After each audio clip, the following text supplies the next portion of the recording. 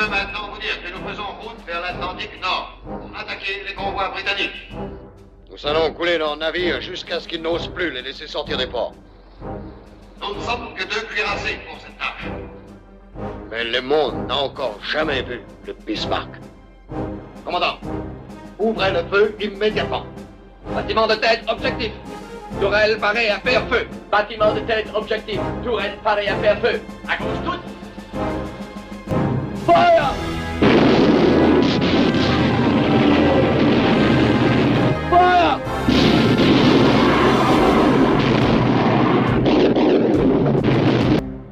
Décollerie à 18h30.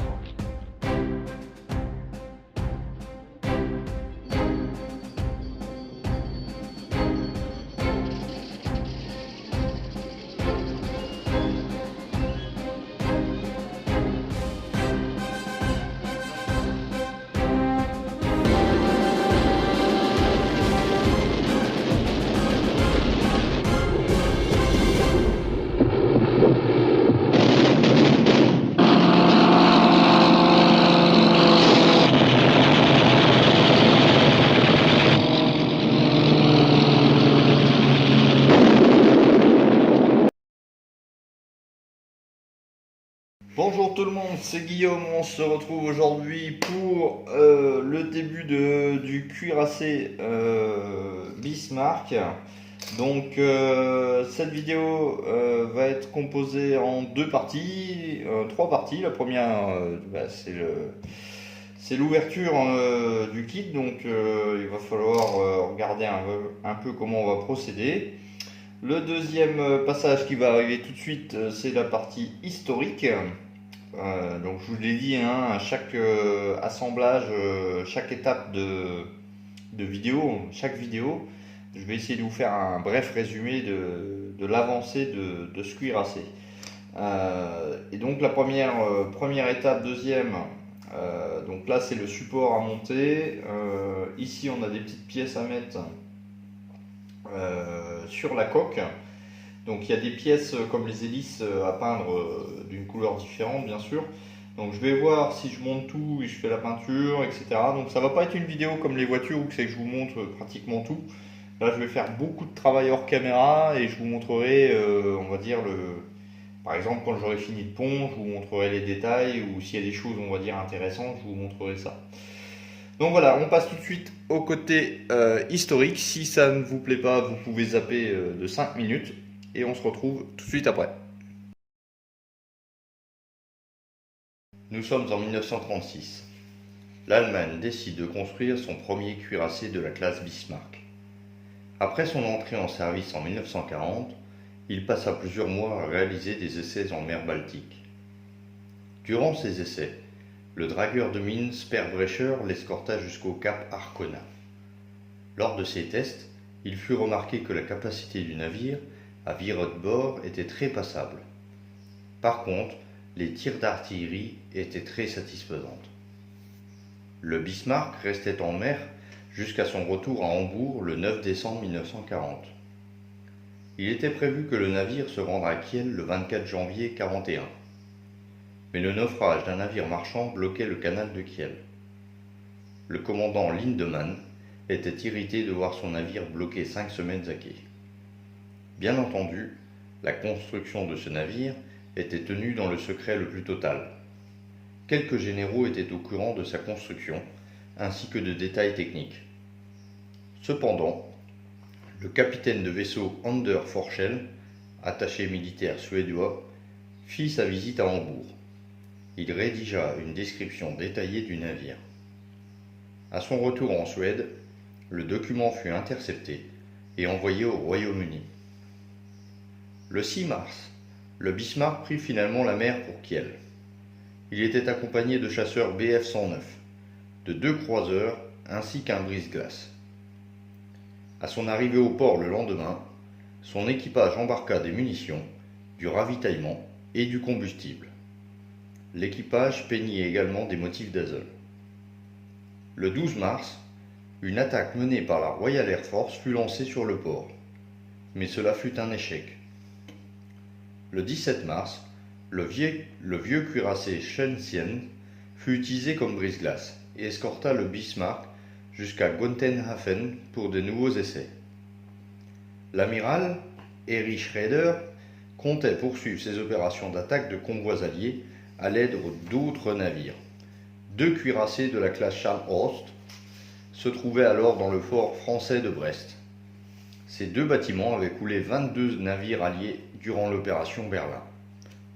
Il y avait également le frère jumeau du Bismarck, j'ai nommé le Tirpitz, qui était pratiquement terminé. À ce moment, il était prévu que les 4 navires se regroupent le 25 avril 1941 pour commencer l'opération. Il sera sûr que cette opération restera inoubliable pour les 2 camps. Voilà, alors, petit aparté, c'était pour vous montrer en fait le support. Beaucoup de travail déjà sur ce support. Pourquoi? Parce qu'en fin de compte ici, sur le pied du support, vous avez une grosse ligne de moulage ici qui est franchement apparente. C'est comme si il y a deux niveaux. Et donc elle fait le tour de la pièce, donc il faut la poncer, laisser telle quelle, hein, comme vous désirez. Et puis sur toutes les pièces, alors il y a un côté qui est nickel, hein, là ça se voit. Mais par contre de l'autre côté, c'est pastille d'éjection qui est quand même assez présente.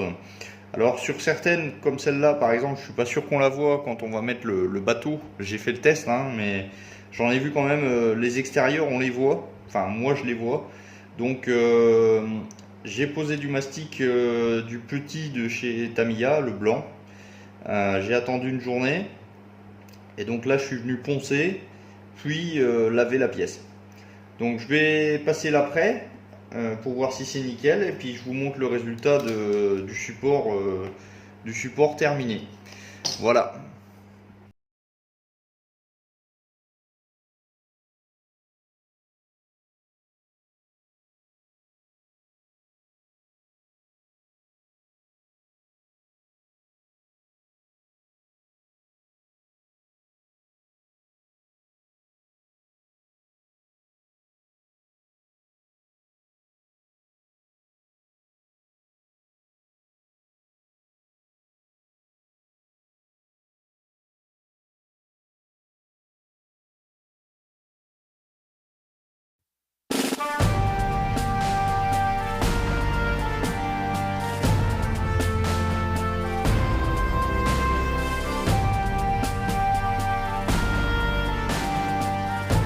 Voilà, donc on se retrouve.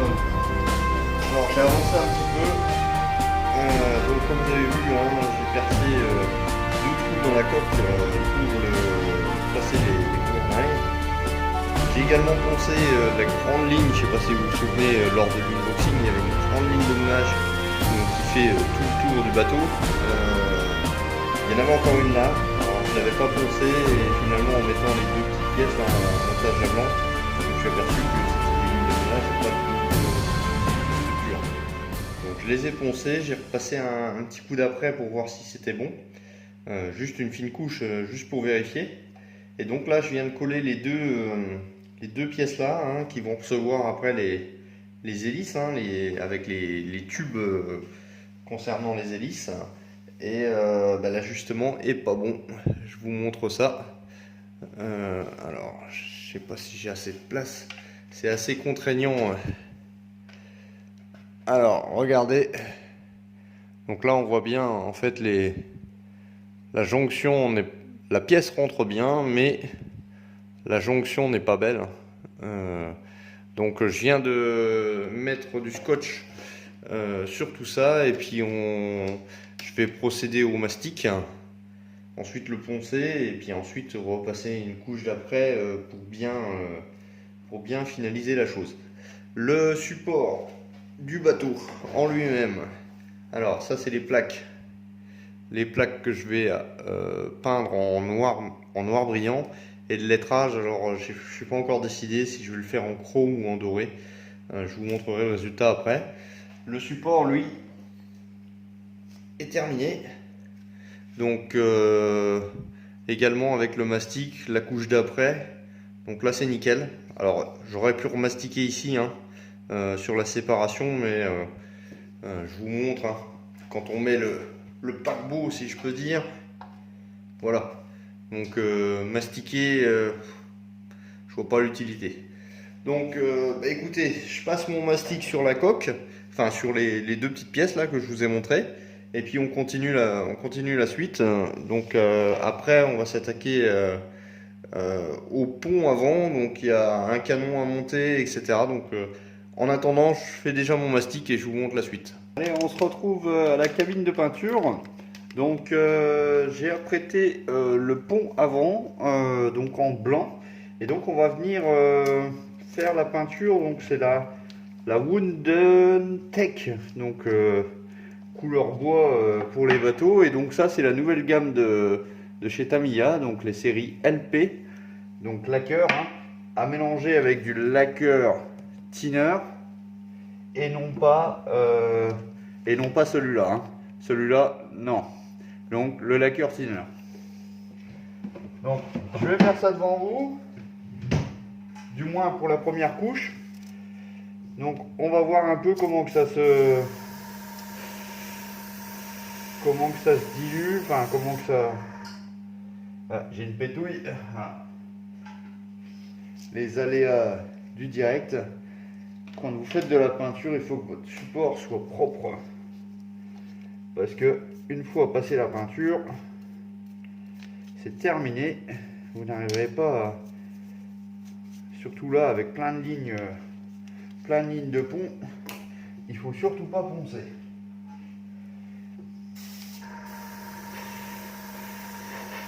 Alors, je sais pas, la table me paraît extrêmement claire. Alors, je suis à 2 barres, je vais peut-être baisser un peu. C'est le temps de trouver le bon réglage. Allez, c'est parti. Est-ce que vous y voyez? Ok.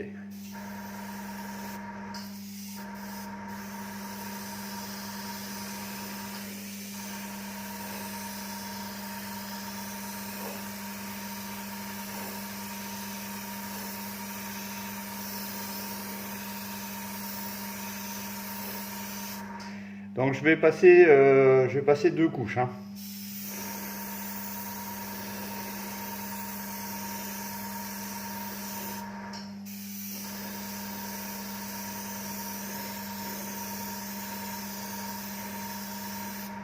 Donc là je fais une première couche avec vous.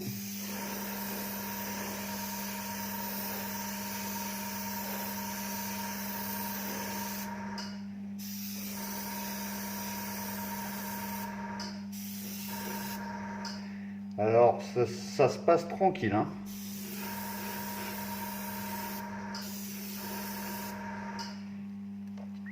On n'oublie pas les côtés.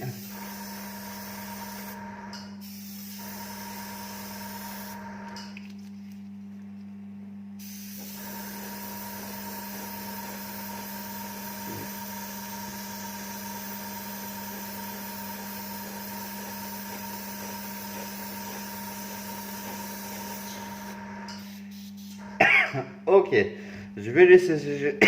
Pardon. Il y a de la poussière, un truc de fou. Je vais laisser sécher ça. Et dans 2-3 minutes, je repasse une deuxième couche pour bien avoir un rendu uniforme. A tout de suite. Alors voilà la suite. Donc on a peint le pont avant, donc en couleur dectane. Donc je voulais le préciser pour les gens qui hésitent encore. Si vous avez des pièces à peindre et que vous voulez le faire à l'aérographe au lieu de la bombe, au lieu de décanter, choisissez la gamme LP, donc c'est les mêmes références, et ça se passe vraiment nickel. Je suis vraiment très content de cette gamme. Je crois que toutes mes carrosseries, je vais les passer sur ça par exemple, parce que c'est vraiment de la bonne peinture. Donc j'ai peint, alors là je vais vous zoomer, parce que alors là faut franchement sortir les lunettes. Alors, attendez, voilà. Alors, je vous laisse le pont à côté, ça vous donne une idée de la taille. Donc, je pense que ça, c'est des enrouleurs de câbles. Donc, j'ai passé un petit coup de primeur et puis donc du dark sea grey. Donc, il y en avait deux. Donc, c'était composé de deux pièces. Donc je les ai collés avant, j'ai enlevé les lignes de moulage qui étaient présentes. Malheureusement sur ce kit, il y en a énormément. Ça saute aux yeux. Les petites tchouk. Ah, je sais pas s'il va arriver à faire le focus là. C'est tellement petit. Voilà. Donc les mitraillettes. Donc pareil, Dark Sea Grey pour la base et Gunmetal sur la mitraillette. Et les enrouleurs. Je ne sais pas d'ailleurs. Tac. Donc là, eux, ils ont juste reçu le primeur et puis donc pareil, enlever là il y a encore une de ligne de moulage. Les petites lignes de moulage. Donc ça, comme j'ai pas la possibilité de les mettre sur des pinces, je viendrai les poser à même le pont et je viendrai les peindre tout doucement au pinceau. Donc il me reste à faire quoi sur ce pont? J'ai les chaînes à passer en métallique grès XF 56. Vous voyez, donc la chaîne en elle-même et les barres. Donc je vais masquer, je vais passer ma peinture. Et puis quand la peinture sera faite, je viendrai poser mes petites pièces et je pourrai passer mon vernis brillant. Ça c'est au niveau du pont. Au niveau de la coque, alors je vous avais montré que les pièces... pardon. Alors voilà. Donc j'ai collé la pièce ici, le tube, le support de tube et donc les gouvernails que vous avez vus. Donc le mastic a été poncé, j'ai repassé un petit coup de primeur par la suite. Donc franchement ça me plaît bien. Là j'ai encore des traces de colle à gratter, mais je vais repasser un petit coup de primeur sur toute la coque. Et puis après ben, je vais pouvoir attaquer la peinture de ce bestiau. J'ai peint les hélices de ce cuirassé. Comme ça vous aurez un aperçu sur tout. Voilà, donc je vous en montre une après, c'est tous les mêmes. Alors, zoom, tac. Bon voilà, coup de primeur gris et X12 doré. Les canons de la tourelle donc ont été peints en XF 24 si ma mémoire est bonne. Attendez, je jette un œil. Oui, XF 24. Donc j'ai commencé à peindre la tourelle en elle-même. Là elle n'est pas encore tout à fait sec. J'ai peint ça également, les encres. Alors tac. Ah, ça va être difficile à vous montrer tout ça. Voilà. Donc là c'est du métallique grès. Donc avec un petit coup de primeur toujours à la base. Donc je continue mes chaînes, ma peinture de chaîne. Et puis ensuite je viendrai coller tous les petits accessoires là. Je passe le vernis et on pourra commencer à attaquer, je sais pas, le jus, le wash. Je sais pas encore si je vais le faire tout de suite ou je le fais à la fin quand le bateau sera assemblé. Bon, je réfléchis à ça et puis on se retrouve tout à l'heure. Voilà donc la suite. Alors, donc je vous avais laissé sur la peinture du pont et donc j'ai fait ma couleur donc en XF 56, donc métallique grès au niveau des chaînes. Donc aucun souci au niveau du masquage, etc. En regardant le plan de peinture, hein, on peut s'apercevoir, alors le pont avant est ici, on peut s'apercevoir que sur le devant, donc à la proue, hein, ici il y a une zone, enfin 3 zones à faire, donc qui va normalement avoir le symbole nazi, hein, symbole allemand. Alors je ne sais pas s'il est fourni dans le kit, mais il nous demande en fait de faire la peinture. Donc au centre un carré de 21 mm par 21 en noir mat. Le rond sur le tour en blanc mat, et enfin une grande zone donc en rouge mat. Donc pour le grand carré, c'est pas de problème, il y a déjà 2 lignes qui sont présentes. Alors même s'ils se voient un peu moins maintenant avec la peinture. Alors, attendez, je vais vous zoomer. Alors, est-ce qu'on va les voir? Ouais, on les voit un petit peu. Voilà, donc il y a sur l'arrière et également sur le devant. Alors le devant, que je le retrouve. C'est pas évident parce qu'avec le primeur et la peinture, ces lignes ont disparu un petit peu. Voilà, la deuxième, oh, pardon, hop là, la limite elle est là. Le rond, là on le voit bien, il est bien présent. Voilà, vous voyez la trace. Par contre, le carré de 21 par 21 n'est pas symbolisé sur le moule du pont avant. Alors, comment je vais procéder? J'ai pris déjà un crayon, une règle, et en suivant la notice, j'ai fait mes mesures d'un carré de 21 par 21. Alors, c'est pas évident parce que un carré, bien sûr, c'est bien droit, et donc là, sur une maquette, on peut facilement dévier. Alors, pas beaucoup, hein, mais ça fait un carré pas uniforme. Donc j'ai dû m'y reprendre à plusieurs fois, d'où l'utilisation d'un crayon de papier que on peut effacer bien sûr avec une gomme. Comme ça touche pas la peinture. Là, je pense que mon carré est plutôt pas mal. Donc ce que je vais faire, c'est que je vais prendre de la bande cache. Je vais déjà commencer à masquer le tour, faire mon carré noir tout en masquant mon métallique grès. Alors c'est vrai, là c'est une erreur de ma part, j'aurais dû faire ça en premier et ensuite faire le métallique grès. Bon, tant pis, il va falloir masquer, ça fera un petit peu de boulot en plus, mais il faut que ça soit fait. Donc une fois que mon noir sera bien sec, je vais masquer le noir, je vais remasquer le contour, je vais passer mon blanc mat, donc pour le rond. Alors c'est pas énorme, donc vraiment un travail minutieux, hein, parce que là il faut pas se louper. Et puis enfin, pour finir, je passerai mon rouge mat tout en masquant le noir et le blanc. Donc c'est une étape qui va prendre du temps. Donc je ne sais pas si je vais vous la montrer sur cette première vidéo parce que ça commence à être long. Je pense que je vais effectuer le travail dans mon coin. Et puis dans la vidéo suivante, hein, du Bismarck, je vous montrerai le résultat. Autre travail hors caméra, c'est le canon. Alors voilà, le canon de 380 mm.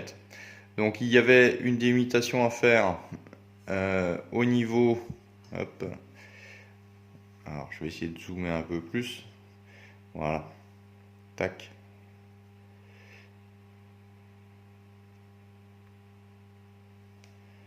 Voilà, donc il y avait une délimitation à faire entre la couleur Sea et dark grey. Donc là encore un travail de masquage, pas évident au niveau des arrondis là. Je me tâte encore si je vais peindre l'échelle d'une couleur un peu gunmetal, un peu noir en dry brush, avec les petits rivets là, sur le tour. J'hésite encore parce qu'en fin de compte, ça serait une voiture, je l'aurais fait sans sourciller, je l'aurais déjà fait. Mais là, étant donné qu'il y a un côté historique, j'ai envie de respecter en fait les couleurs. Par contre, à voir sur les photos, c'est pas évident. Donc les canons, les fûts de canon sont mobiles, parce qu'en fin de compte, on vient juste coller la partie interne. Donc en gros, ce que ça va donner, choc. Voilà à peu près. Bien sûr, il y aura toutes les petites pièces, hein. Mais les petites pièces, je vais pas les coller tout de suite parce que pour réaliser mon masquage, j'ai peur de les arracher, etc. Donc je vais continuer hors caméra et puis je vous montrerai la suite, non, je vous montrerai le résultat dans la deuxième vidéo. La coque, on s'occupera de la coque sur la deuxième partie de vidéo. Là j'ai collé une petite pièce ici, là encore il n'y avait pas de téton. Et donc j'ai vu dans l'étape numéro 2 j'ai encore des pièces à coller ici. Donc c'est bien, j'ai pas passé d'après totalement, j'ai pas mis la couleur. Donc bien regarder les notices avant de s'attaquer au montage. Alors je vous montre juste pour le plaisir. Tac. Voilà, donc hop. Alors j'ai pas mis la pièce en dessous hein, qui permet de coller enfin pas de coller mais de fixer la tourelle. Voilà à peu près ce cuirassé qui commence à prendre tout doucement forme, mais c'est vrai qu'il y a énormément de détails. Je le savais de toute manière, lorsque j'ai acheté le kit, je savais que ça allait être un kit qu'il va falloir prendre son temps, qu'il va pas falloir se presser pour le terminer. Donc quitte à faire un an ce modèle, je le ferai un an avec des vidéos assez courtes hein, comme là. Je veux pas tout vous montrer, c'est trop long. Donc j'espère que ça vous a plu le début de ce kit. On se retrouve dans la prochaine vidéo soit sur l'habillage, enfin l'habitacle pardon, de la Toyota Supra, où j'ai commencé également le Sherman. Donc je sais pas, je vais voir un peu en fonction des minutes que j'ai pour vous montrer mon avancée sur les 3 thèmes, à savoir navire, auto et blindé. Voilà, comme d'habitude, si vous avez aimé cette vidéo, laissez-moi les pouces en l'air. On se retrouve très bientôt. Ciao, bye bye.